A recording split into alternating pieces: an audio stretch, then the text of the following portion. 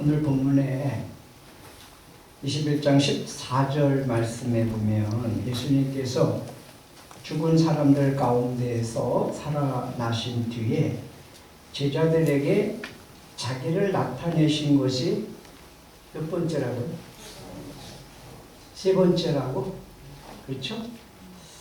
이번이 세 번째 예수님이 나타나셨다라고 굳이 성경이 말하고 하는 이유가 뭘까요?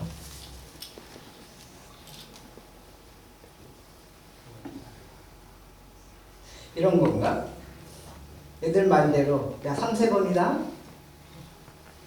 한 번, 두 번, 세 번 알았지? 너 한 번 경고야, 두 번 경고야, 세 번째 그때는 안 봐줘 뭐 이런 건가요? 그래서 한 번, 두 번, 세 번 나타나셨다 이렇게 기록했을까요? 왜 그랬을 것 같아요? 한 번, 두 번, 세 번의 기회를 주시기 위한 숫자일까요?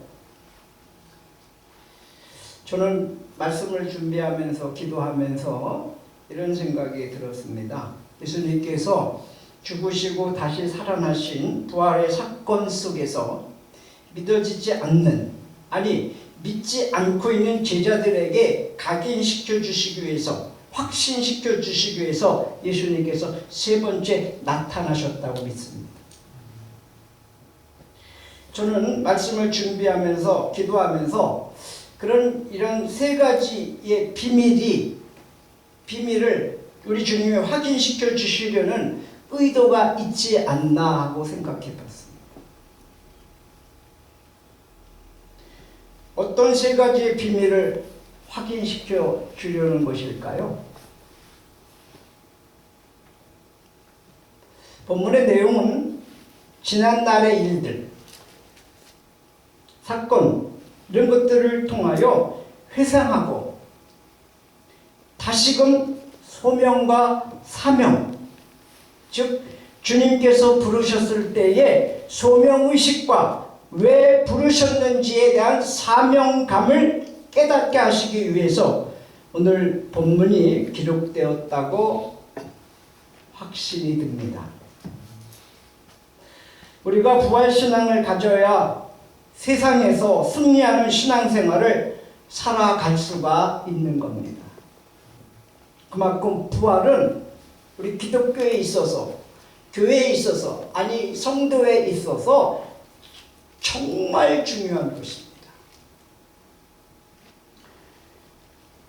여러분, 처음 신앙생활 할 때를 한번 회상해 보십시다. 한번. 여러분이 예수님을 처음 믿기 위해서 교회를 오셨을 때 생각나십니까? 교회에 발을 디디는 그 첫 걸음을 생각하십니까?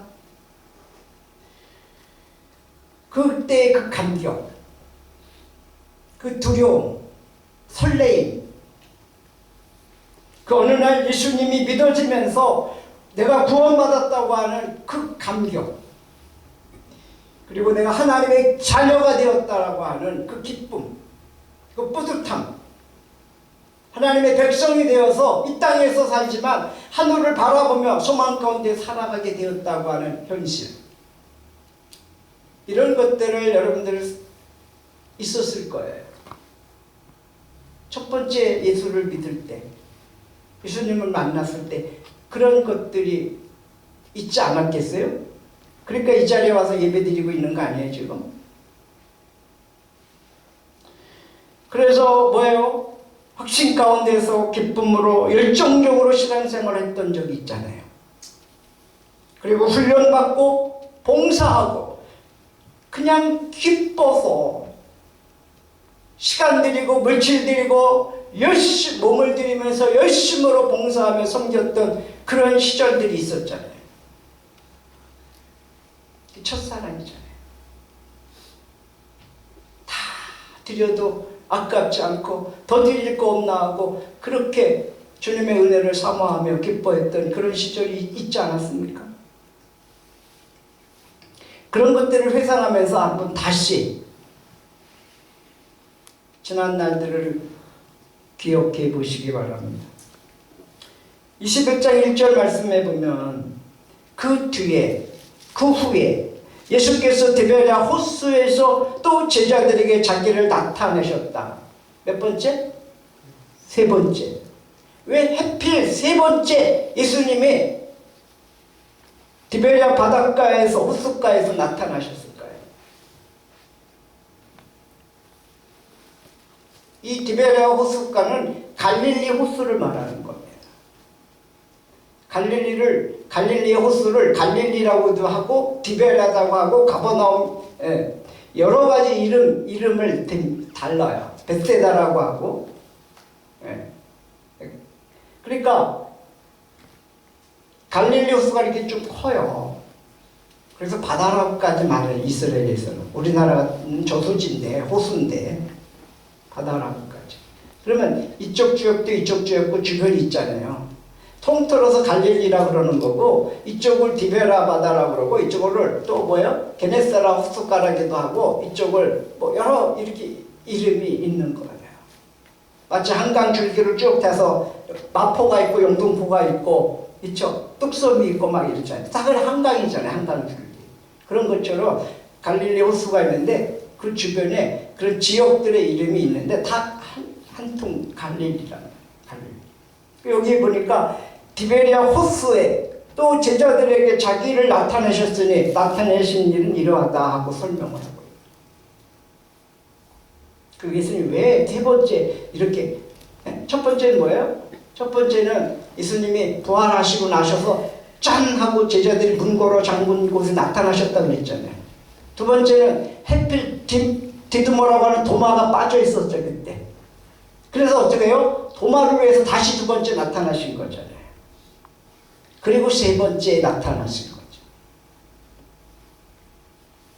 여러분 왜 주님이 디베랴 바닷가에서 제자들에게 나타나셨을까? 부활하신 주님이. 그것은 예수님이 제자들을 부르실 때 바닷가에서 부르셨거든요.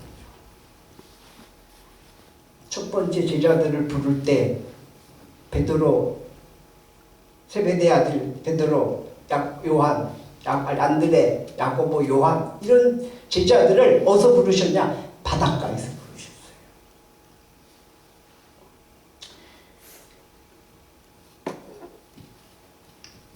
그래서 그 제자들이 그동안 받아왔던 주님의 은혜를 다 까먹고 잃어버리고 다시 세상으로 나가는 이 제자들을 향해서 주님이 나타나신 거예요. 베드로가 이럽니다. 나는 고기 잡으러 가겠소. 나 고기 잡으러 갈 거야. 그러니까 다른 제자들도 어떻게 반응을 보였어요? 우리도 함께 가겠소. 그리고 베드로를 따라서 바닷가로 가는 겁니다. 그들은 디베랴 바닷가에 가서 배를 탔습니다.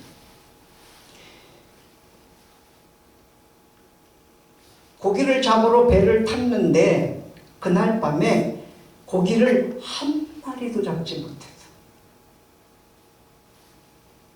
밤새도록 고기를 잡으려 했지만 여전히 한 마리도 잡지 못했던 제자들. 그 밤에 나타나신 부활하신 주님의 말씀대로 순종을 했더니 고기가 너무너무 많이 걸려가지고 그물을 끌어올릴 수가 없었다. 이렇게 오늘 본문을 표현하고 있습니다. 그럼에도 불구하고 부활하신 주님을 잃어버리고 그물에 잡힌 고기에만 관심을 집중하고 있는 제자들의 모습을 보면서 여러분 무슨 생각이 듭니까? 혹시 나의 모습은 아닐까요? 첫 번째 주님 앞에 나와 예배드리고 은혜 받고 감격 속에서 내 모든 생명 다 주를 위해서 드리겠다라고 했는데 그 은혜 다 까먹고 첫사랑 다 잃어버리고 세상에 빠져서 세상 것에 더 관심이 있고 은혜 다 잃어버린 그런 모습이 나의 모습이 아닌가 생각해 보십시오.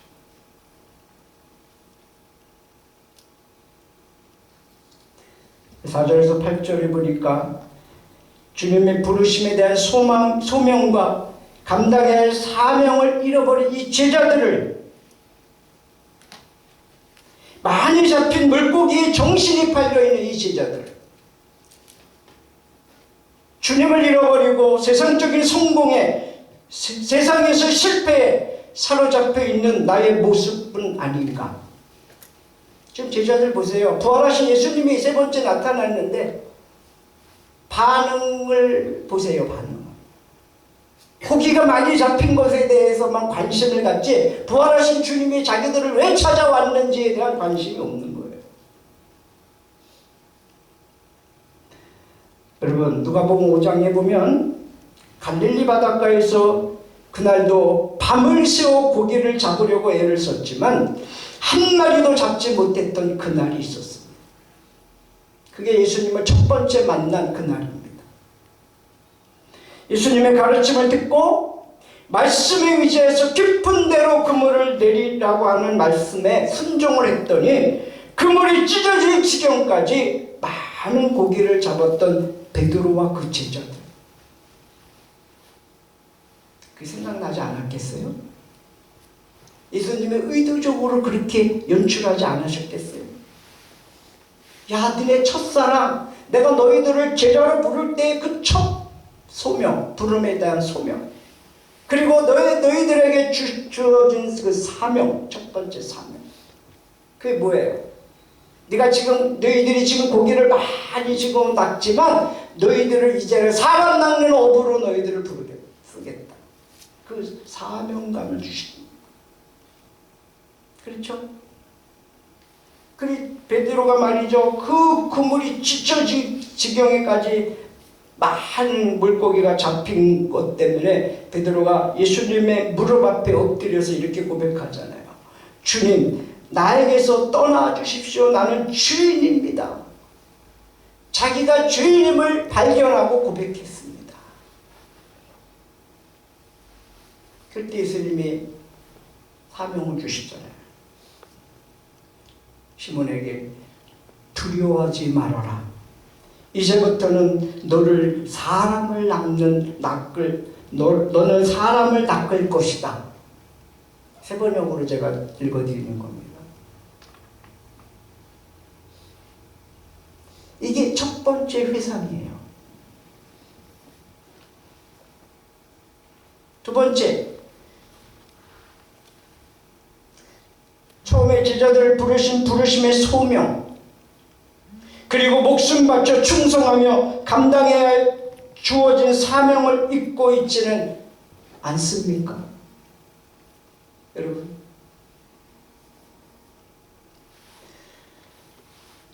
우리 두 번째 회상은 어떤 것일까요? 9절을 한번 보겠습니다. 9절을 한번 같이 읽어볼까요? 시작. 육지에 올라오니 숯불이 있는데 그 위에 생선이 놓였고 떡도 있더라. 뭐가 있었다고요? 숯불이 있는데. 예수님이 왜 숯불을 피워놓으셨을까요? 추워서요? 여러분, 베드로가 예수님을 발견하고 물속으로 뛰어들어갔습니다. 추우면 뛰어들어가겠어요? 근데 왜 예수님은 숯불을 피워놨을까요?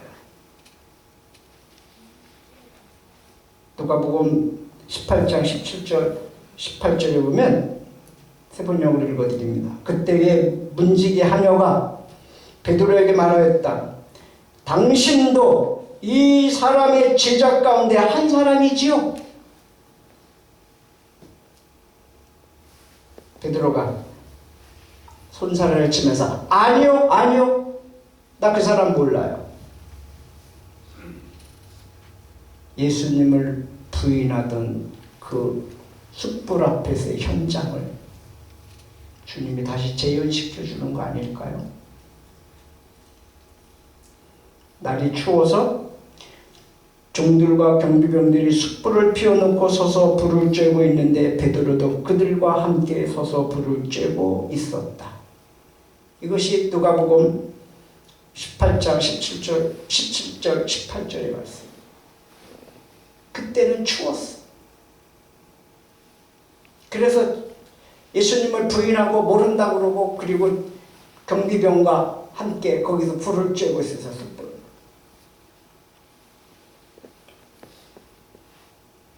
베드로가 그 숯불을 보면서 무슨 생각이 들었을까요? 내가 주를 위해 죽으러 가자고, 죽을 거라고 다른 사람들이 다 부인해도 나는 부인하지 않을 거라고 호언장담하던 베드로. 예수님이 대제사장의 법정에 서 있을 때 모른다고 부인할 뿐만 아니라 저주까지 했던 베드로. 숯불을 보면서 무슨 생각이 들었을까요? 가슴에 찔림이 왔겠죠. 그게 회상되지 않겠어요? 숯불을 보면서 예수님은 모른다고 부인해. 그래서 베드로만 그 사랑의 사도 요한이요, 예수님이시다, 주님이시다 그러니까 베드로가 겉옷을 벗고 뛰어들어간 거예요. 베드로가. 근데 다른 친구들은 어땠어요? 다른 제자들은 그저 고기 잡는 일에만. 두 번째 회상. 세 번째 회상입니다. 세 번째. 13절을 같이 한번 볼까요? 13절 같이 시작. 예수께서 가셔서 떡을 가져다가 그들에게 주시고 생선도 그와 같이 하시니라. 우리는 여기서 떡이라고 그러는데 사실 팔레스타인은 빵이죠. 밀을 많이 생산하는 데니까. 우리는 쌀을 많이 하기 때문에 떡으로 해 먹지만 거기는 빵을 해요. 그래서 빵이라고 그렇게 해도 돼요. 떡이라고 해도 되고. 13절에 보면 예수께서 가까이 오셔서 빵을 집어서 그들에게 주시고 이와 같이 생선도 주셨다. 여러분, 빵하고 생선, 떡하고 생선, 뭐가 생각이 납니까? 네? 오병이어의 사건. 요한복음 6장에 보면 벳세다 들녘에서 한 어린 소년의 일용할 양식을 갖고 있는데 그 일용할 양식 보리떡 5개와 물고기 2마리를 가지고 주님이 축사하시니까 5,000명을 나눠줘서 먹었는데도 12강주가 남았어요. 그게 생각나지 않았겠어요? 떡하고 생선을 보니까. 이 사건의 교훈은 뭐냐? 이스라엘 백성이 광야에서 40년 동안 하나님의 은혜로 위에서부터 하늘에서부터 내려온 만나를 먹었다고 죽었어요. 그렇죠? 다 죽었잖아요. 그런데 하늘에서 내려오신 예수님이 우리에게 참 생명의 떡이다, 생명의 양식이다라는 것을 우리들에게 깨워주시기 위해서 예수님은 그런 기적을 일으키신 거잖아요. 오늘 예수님이 제자들에게 빵을 나눠주시면서 생선을 나눠주시면서 오병이어의 사건을 연상하게끔 회상하게끔 하나님이 하신 거죠. 예수님이 그런 것을 하신 거예요. 여러분, 예수님만의 생명의 양식입니다. 우리는 이 땅에서 이 밥을 많이 먹고 먹을 것들 많이 먹고 요새는 또 뭐예요? 보조식품, 건강 보조식품 얼마나 많이 먹습니까? 네? 그거 많이 먹어도 영원히 살아요? 생명 유지할 수 있어요? 예수님만이 우리의 생명의 진정한 양식인 줄 믿습니다. 우리 영혼을 풍성하게 살찌게 할 양식인 줄 믿습니다. 예수님의 말씀, 예수님의 말씀, 하나님의 말씀만이 우리의 진정한 양식이 될 줄로 믿습니다. 그래서 예수님의 마태복음 4장 4절에 사람의 떡으로만 살 것이 아니요 빵으로만 살 것이 아니요 하나님의 입에서 나오는 모든 말씀으로 살 것이니라라고 말씀하셨습니다. 그럼 여러분, 이 양식을 먹는 사람은 영생한다는 사실을 믿으시기 바랍니다. 그러니까 제자들에게 예수님이 왜 하필 세 번째 바닷가에서 나타나셨을까? 그리고 왜 하필 이렇게 첫 번째 뭐예요? 첫 번째 뭐예요? 첫 번째 뭐예요? 다 까먹으셨어요? 첫 번째 회상이 뭐예요?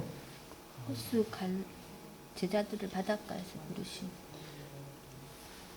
사람을 낚는 고기를 많이 잡게 했는데 그 고기를 많이 잡으면서 자기 자신을 발견하고 나는 죄인이로소이다.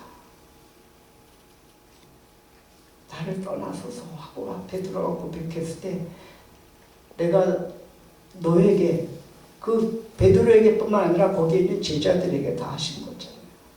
내가 너에게 사람을 낚는 어부가 되게 하리라.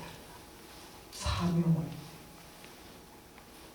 주님의 부르심과 사명이 확인되는 그런 회상이었고, 두 번째는 뭐라고요? 숯불. 예수님을 모른다고 부인했던 그 아픔. 세 번째는 뭐라고요? 빵, 생선. 오병이의 사건. 이것은 뭐예요? 예수님의 진정한 생명의 양식이라는 것. 예수님 안에서 우리가 영생을 얻을 수 있다는 것. 이것을 우리가 회상하도록 이 제자들에게 예수님의 디베레아 바닷가에서 나타나신 것. 여러분, 333 운동을 기억하시나요? 잘 실천하고 계시죠? 하루에 30분 기도하고 석장 성경 읽고 감사를 30번 고백하고 333 그것이 습관이 되고 생활이 되도록 올해 한번 해보자. 제가 설교를 몇 차례 했습니다. 잘하고 계시죠? 대답이 현찮은 거 보니까 잊으신 것 같은데 여러분 회복하시기 바랍니다. 여러분 설교를 한 번 하고 지나가도 중요한 설교인데 계속 목사님이 강단에서 강조한다는 것은 그만큼 중요하기 때문에 그런 거예요. 잊으셨다면 반드시 회복하셔서 복된 신앙생활 하시기를 축원합니다. 지난 3년 동안 우리를 위협하고 괴롭혔던 코로나도 떠났습니다. 이제 우리가 다시 333 행복하게 승리하며 신앙생활하는 비결이 여기 있습니다. 30분 이상 기도하시고 하루에 석장 이상 성경 읽으시고 그리고 30번 이상 하나님께 감사의 고백을 하고 싶고 해보십시오. 나머지 지금 2023년도 이제 아주 전반기입니다. 이것이 훈련이 되어지고 이것이 여러분의 생활이 될 때 하나님이 어떻게 우리를 축복하시는지 한번 해보자고요. 다시 여러분 리바인드 다시 한번 회상을 하시고 내가 처음 예수님을 만났을 때 예수님 만났을 때 나의 그 각오 그 감격 감동 다시 회복되기를 주의 이름으로 축복합니다. 그래서 우리 모두 신앙생활을 다시 회복하는 수요일 예배도 드리고 금요일 기도회도 하고. 여러분 목장 안 하시잖아요. 지금 목장 핑계대고 금요일 안 모였잖아요. 그러면 다시 회복해야 되잖아요. 수요일 날도 와서 예배 왜 안 드립니까? 여러분 일주일 동안 예배 이 1시간으로 여러분 신앙 유지할 수 있다고 생각하세요? 천만에요.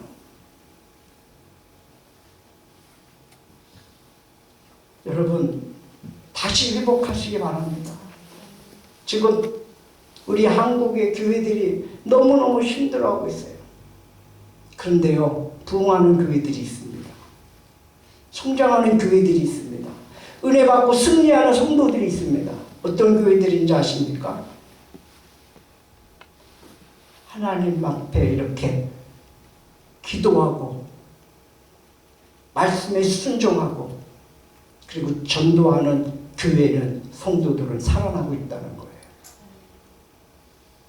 저는 우리 하늘문 교회 성도들이 이런 복을 받기를 바라요.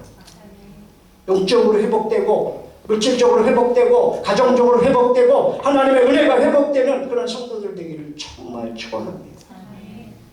그런 축복이 있기를 주의 이름으로 축복합니다.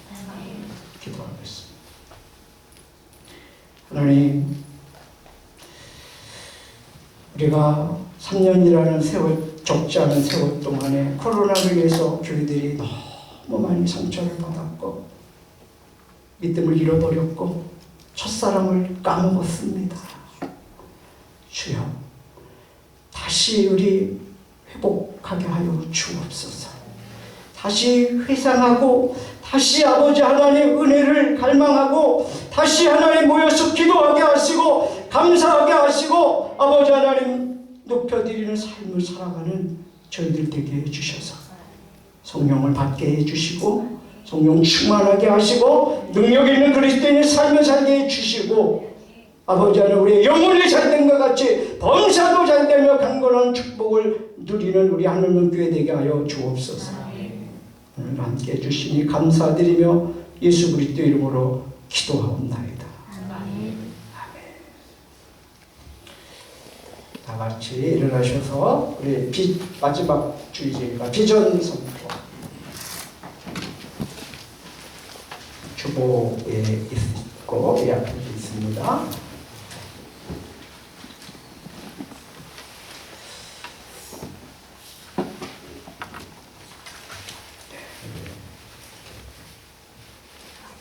비전 선언문 시작.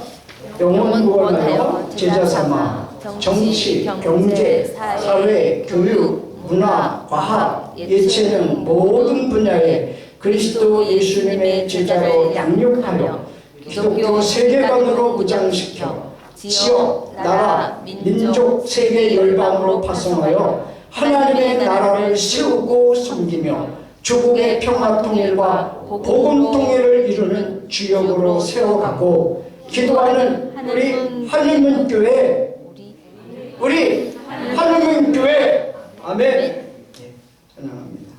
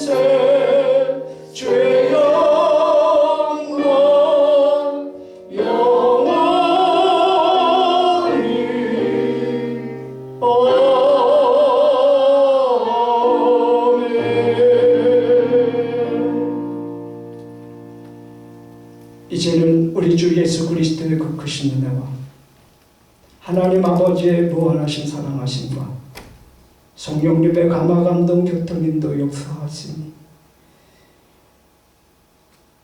바닷가에 세 번째 나타나셔서 부활의 주님께서 제자들에게 세 가지를 회상시켜 다시 회복하기를 원하시는 주님의 마음, 우리들이 살펴보고 은혜 받았습니다. 주여, 우리도 다시 회복되기를 원합니다. 다시 새로워지기를 원합니다. 첫사랑을 회복하기를 원합니다. 첫 은혜와 감격을 회복하기를 원합니다. 주여, 우리를 붙들어 주시옵소서. 은혜 가운데 거하게 하여 주시옵소서. 성령 충만하게 하여 주시옵소서. 그래서 하나님 우리의 영혼이 잘되게 해주시고 영혼이 잘된 것 같이 범사도 잘되게 해주시옵기를 간절히 소망하며 기도하고 있는 우리 사랑하는 성도들 머리 위에, 저들의 가정 위에, 직장 위에, 사업과 생업과 학업과 범사 위에 이제로부터 영원까지 함께 계시옵기를 간절히 축원하옵나이다. 아멘.